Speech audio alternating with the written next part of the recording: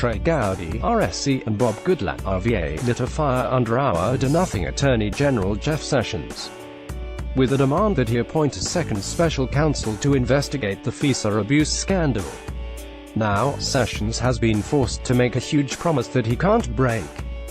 Bob Goodlatte, left; Trey Gowdy, middle; Jeff Sessions, right. Photo credits, YouTube, Fox News. Fox News. The wheels of justice may finally be turning after the House Oversight Committee Chairman Trey Gowdy, RSC, and the House Judiciary Committee Chairman Bob Goodlatte, RVA, sent a blistering demand to Attorney General Jeff Sessions earlier this week, urging him to appoint a second special counsel. In response to Gowdy, Goodlatte, and many other GOP representatives, Sessions has finally budged from his safe space and made a promise he can't fail to dare on.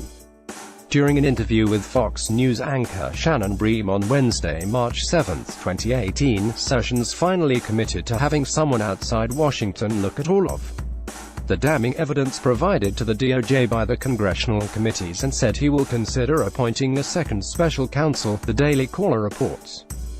"Well, I have great respect for Mr. Gowdy and Chairman Goodlatte, and we're going to consider, seriously, the recommendations.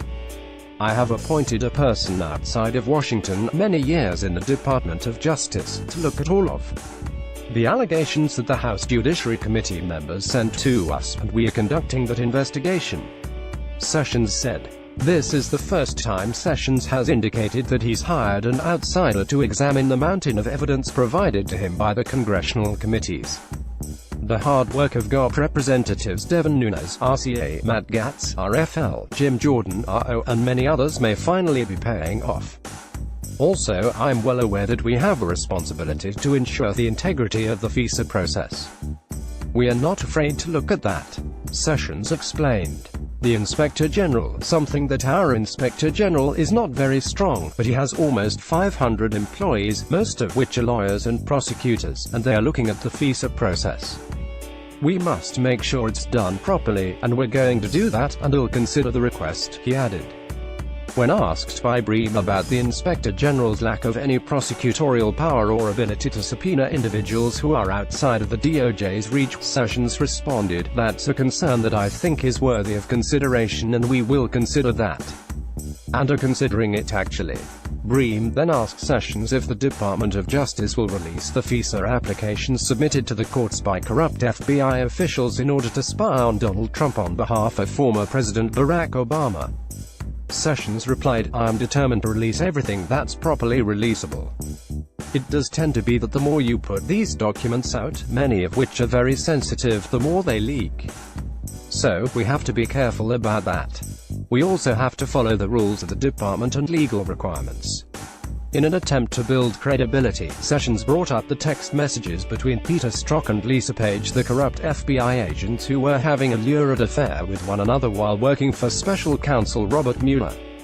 For example, the text messages that caused quite a stir, those were produced at our effort to make sure we produce everything possible. The Inspector General actually found those first, and then we made that public and determined we could make it public. Some objected to it, Sessions said. Attorney General Jeff Sessions' admission that an outside person has been appointed to examine the FISA abuse evidence and promised to consider hiring a second special counsel is a welcome development. While we appreciate the hard work of our GOP congressman in lighting a fire under Sessions' backside, it's important to remember a few things. The tremendous amount of evidence gathered by the House committees was obtained for only one reason: the Department of Justice has lousy leadership and would not do its job. Looking back at this mess in its entirety reminds us that President Donald Trump was right about being spied on by former President Barack Obama and his corrupt team of deep state operatives. American patriots simply want AG Sessions to do the right thing with the authority bestowed on him by President Trump. It's crucial to remember that the kind of power Sessions has can be used for evil or for good, and there are far more evil men who would use it for political gain than for the benefit of our country. While some men can't be relied upon to act with integrity of their own will, they can certainly be corrected by better men with a stronger sense of honor. Follow us on Facebook, Cap.